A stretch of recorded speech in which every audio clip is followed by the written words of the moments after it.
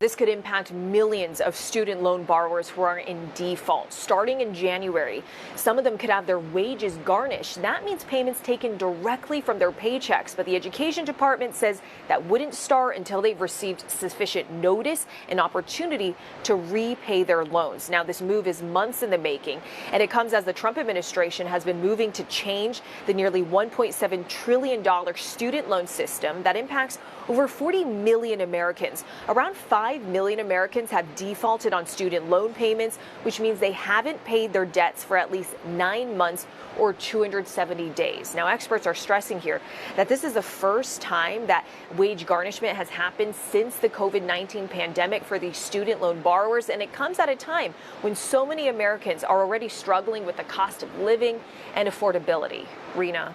The government garnishing people's wages because of student loans reminds me of the movie The Pursuit of Happiness. If you've seen the movie, you know what moment I'm talking about. He's in his internship and he's doing really well with his son. They're living in a motel, but then all of a sudden he realizes that the government takes his freaking money out of his bank account. It leaves him with like $60. This news makes me really sad for people because people are barely making it in this trash economy. And the government is really saying F you with this one. And I think it's time that people take their power back and remind the government that they are there to serve the people, not to serve themselves. If your student loans are currently in default, look at here and listen to me good. It won't be a Merry Christmas or a Happy New Year if they start garnishing your wages in January, which is what they plan to do.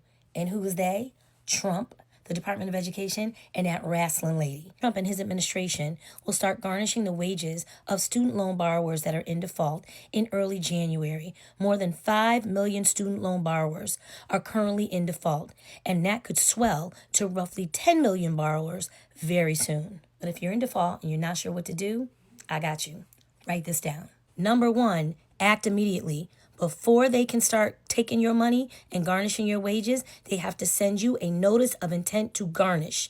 Once you get this, you have a 30-day window. Within that 30-day window, you need to either enter into a repayment agreement, request a hearing, get a rehab, consolidate your loans, and contact your attorney general. Number 2, get out of that default. You can either go into loan rehab, make some on-time monthly payments, consolidate your loans, or ask for a hardship. Number 3, get yourself a hearing, get a written request, delay that garnishment, and provide evidence of financial hardship. Number 4, try to negotiate a repayment arrangement, demonstrate hardship, and update any contact information that you need to. And contact your attorney general immediately. No matter who holds your loans, Mohila, Nelnet, or Advantage, my student loan templates are still available and they're very effective. So get them, fight back, get rid of that garnishment today.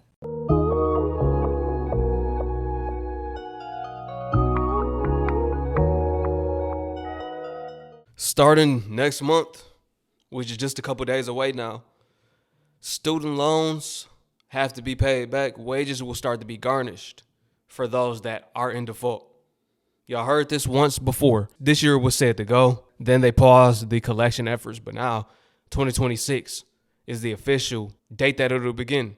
You'll start to get your wages garnished. Millions of Americans will be getting 15% of their paycheck taken away to go towards repayment. Family, you already know what they're doing. If you're brand new, 2 thumbs up this video so YouTube can push this content out. Smash subscribe to join the tribe and ring the post notification bell as well. All right, let's get into it. Let's talk about it. Trump garnishing wages for anyone who has defaulted on their student loans. I know a lot of people last year said they just weren't going to pay it and there were no consequences after I paid mine. And I was like, well, that's some bull. But now they're going to start garnishing wages next month. Are you guys worried at all? Or do you think it's a bluff, or you just don't care? They're struggling with their check as it is, living paycheck to paycheck. And you're like, you know what?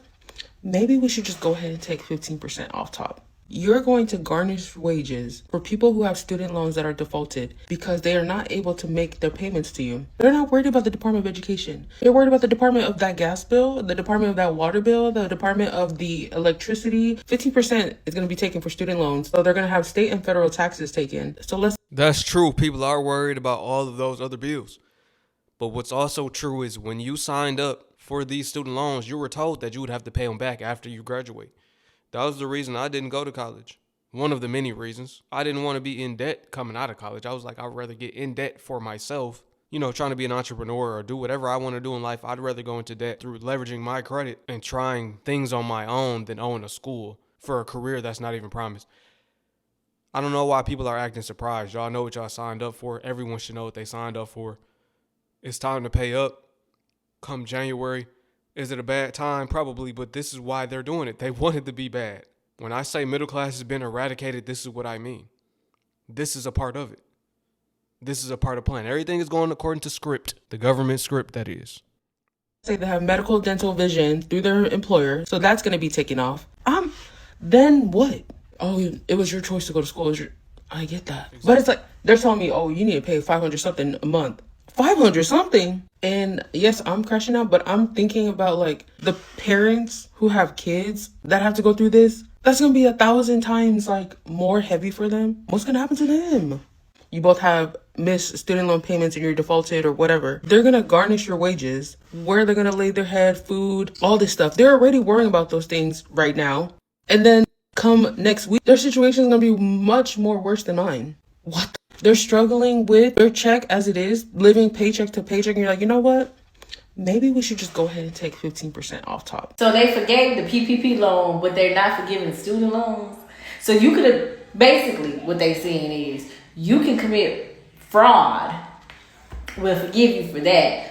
We're not going to forgive you for trying to further your education to get a better job. We're not going to forgive you for that. You should have did fraud. Correct me if I'm wrong. The people that had their PPP loan forgiven, they used the money legitimately. They didn't commit fraud. They used it for what it was for. Payroll. The people that committed fraud, from my understanding and from what I've been seeing, are being locked up. Now, there are some people that I do question. Maybe they did commit fraud. How did they get theirs excused when they don't have a business? I'm not sure. But for the most part, those that had it excused, they used it the right way. So let me get this straight. The Trump administration is moving to restart wage garnishment on defaulted federal student loans in early 2026, with notices starting the week of January 7th. That means that if you're in default, the federal government can tell your employer to take money out of your check without going to court, up to 15% of your disposable pay. And they call this accountability. But let me tell you what this really is, right? It's the government choosing to balance its moral story on the backs of working people. People who already can't keep up with their rent and their groceries and childcare and healthcare. And here's the part that pisses me off the most. The law says that they only have to leave you with an equivalent of 30 times the federal minimum wage per week. That's a floor so low, it doesn't even match real life in America. So while the administration brags about strength and winning, they are literally setting up a system to snatch wages from millions of borrowers, many of whom fell behind because of a system that was too expensive, confusing, and built to trap you in interest. And if you think this is going to stop at paychecks, no. The federal government can also intercept your tax refunds and even withhold certain federal payments to collect it. This isn't leadership, y'all. This is punishment politics. This is what it looks like when the government has energy for collections, but not enough energy for affordability. Now, correct me if I'm wrong once again, but when they first made the announcement that they were going to start collecting, they said you have to get out of forbearance. You have to make your payments up to current. What were people doing since then? When this news first broke, everybody should have been calling and seeing what can I do to get my payments up to current. That way, my wages are not garnished, which a lot of people have done. They've done it. They call and the personnel on the phone might have said, you're up to date. You don't have any worries. And in fact, you don't have to pay anything right now. This was the case for many of people. Everybody else, y'all just sat back and I guess y'all didn't do nothing. And now we're here. I don't know. One thing about me, I'm going to keep it real.